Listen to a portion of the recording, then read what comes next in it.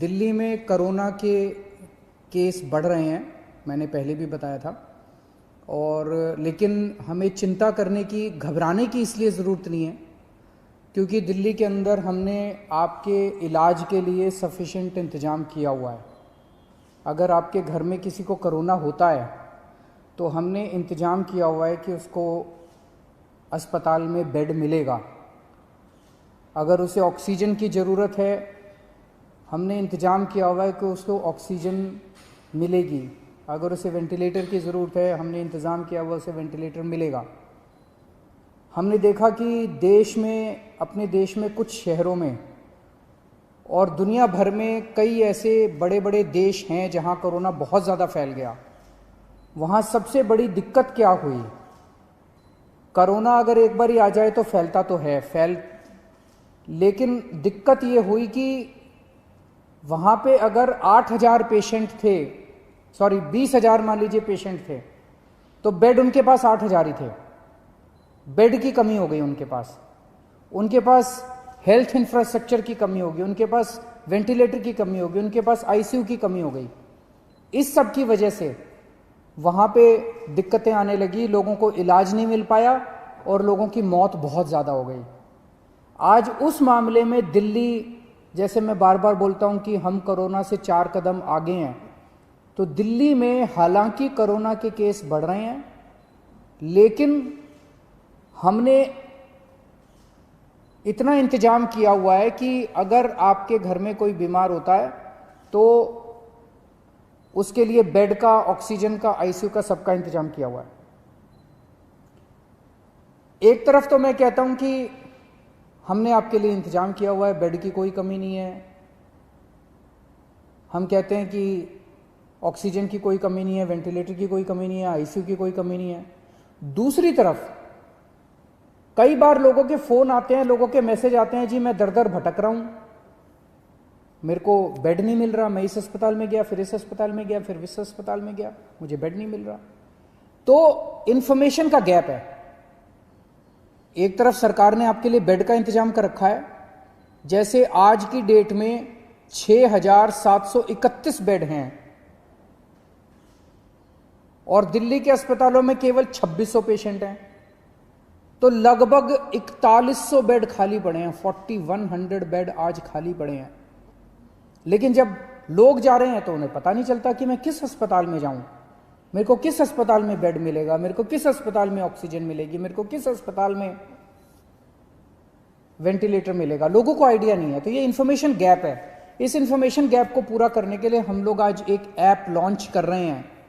ये ऐप जो है, आप लोग डाउनलोड कर लीजिए इस ऐप को, और ये ऐप आपको ये जानकारी देगा कि दिल्ली के किस अस्पताल में, अगर आपको प्राइवेट में जाना तो इसमें सारे प्राइवेट अस्पतालों की जानकारी भी है, सरकारी अस्पताल में जाना चाहते हैं सरकारी अस्पताल की जानकारी भी है।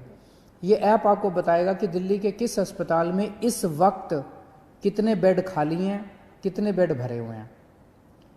और तो ये एक बारी ऐप देख लेते हैं ये कैसे काम करता है।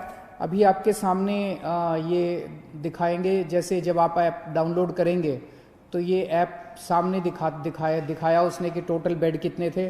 फिर उस पर जब आप क्लिक करते हैं तो ये एक अस्पताल की डिटेल आ रही है, एक एक अस्पताल के आगे कि कितने बेड खाली हैं, कितने टोटल बेड हैं, कितने बेड भरे हुए हैं। जैसे अभी 6,731 बेड टोटल हैं, उसमें से 2,819 भरे हुए हैं और 3,912 खाली हैं।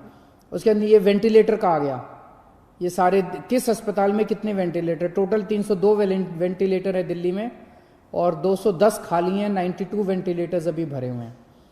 तो ये अगर ऐप डाउनलोड करते हैं तो आपको सारी जानकारी मिलती जाएगी। ये ऐप दिन में 2 बार इसको अपडेट करेंगे, सुबह 10 बजे और शाम को 6 बजे ये ऐप अपडेट किया जाएगा, तो आपको लेटेस्ट स्टेटस पता चलता रहेगा। अगर आप इस ऐप को डाउनलोड करना चाहते हैं तो एक तो गूगल प्ले में जाके आप इस ऐप को डाउनलोड कर सकते हैं। गूगल प्ले में दिल्ली कोरोना इस नाम से आप इसको डाउनलोड कर सकते हैं। दूसरा, आप इसका वेब पेज भी खोल सकते हैं। अगर आपके पास ऐप नहीं है तो इसका एक वेब पेज बनाया गया है, delhifightscorona.in, delhifightscorona.in/beds।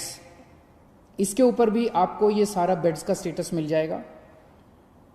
अगर ये भी नहीं है तो आप 1031 जो हमारी हेल्पलाइन है, 1031 पे फ़ोन करेंगे तो वो आपको पूरा का पूरा जो बेड्स का स्टेटस है वो आपको SMS के ज़रिए भेज देंगे। और या आप इस नंबर पे, अगर आप व्हाट्सएप नंबर है 8800007722, इस नंबर से भी आप इस ऐप को डाउनलोड कर सकते हैं। आपने ऐप से डाउनलोड कर लिया, आपने ऐप डाउनलोड कर लिया, आपको पता चला कि इस अस्पताल के अंदर इतने बेड खाली हैं। आप उस अस्पताल में गए, ऐप में लिखा है कि इतने बेड खाली हैं, आप उस अस्पताल में गए, अस्पताल ने आपके जाने के बाद आपको एडमिशन देने से मना कर दिया, फिर आप क्या करेंगे?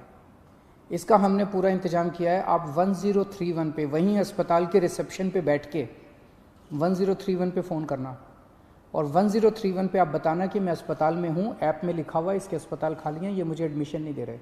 1031 पे तुरंत हमारे स्पेशल सेक्रेटरी हेल्थ के पास फ़ोन पहुँचेगा और वो स्पेशल सेक्रेटरी हेल्थ उस अस्पताल से बात करके आपको ऑन द स्पॉट मौके पे बेड दिलवाएंगे। इसका पूरा इंतजाम किया हुआ है। लेकिन एक चीज़ का ख्याल रखना, जैसा मैं बार बार बोल रहा हूँ, आज दिल्ली के अंदर 20,000 से ज़्यादा केस हो गए, लेकिन केवल 2600 लोगों को अस्पताल में एडमिट होने की ज़रूरत पड़ी। आज की डेट में भी 6-7 हज़ार लोग अपने घरों के अंदर इलाज कर रहे हैं, उनको अस्पताल आने की ज़रूरत नहीं है। अगर सब लोग अस्पतालों में आने लग गए तो अस्पताल भर जाएंगे। ये मैनेजमेंट करना बहुत ज़रूरी है। तो अगर कोई अस्पताल एनालिसिस करके, डॉक्टर्स एनालिसिस करके आपको ये कहते हैं कि आपको अस्पताल में एडमिट होने की ज़रूरत नहीं है, आप प्लीज़ घर में जाके, घर में अपना, आप माइल्ड हैं या एसिम्टोमेटिक हैं, घर में इलाज करा लीजिए, उनकी बात मान लीजिएगा। वहाँ पे आप ज़बरदस्ती मत कीजिएगा कि बेड आपको दिया जाए। डॉक्टर्स अगर कहते हैं कि आपकी बीमारी सीवियर नहीं है, आपका घर में इलाज हो सकता है, आप घर में इलाज कर लीजिए। और घर में जब जाएंगे तो चिंता मत करना, हमने एक टीम लगाई है, वो दिन में 2 बार 3 बार आपसे बात करेगी, आपके परिवार वालों से बात करेगी, और अगर आप घर में सीरियस हो जाते हैं तो फिर आपके लिए बेड का इंतजाम कर देंगे। तो सब लोग, मुझे लगता है कि ये जो इन्फॉर्मेशन गैप था, जो बहुत बड़ा गैप था, वो अब ख़त्म हो जाएगा। आपको क्लिक ऑफ द बटन पे पता चल जाएगा कि किस अस्पताल के अंदर कितने बेड हैं और आपको अब बेड की चिंता करने की ज़रूरत नहीं है। शुक्रिया।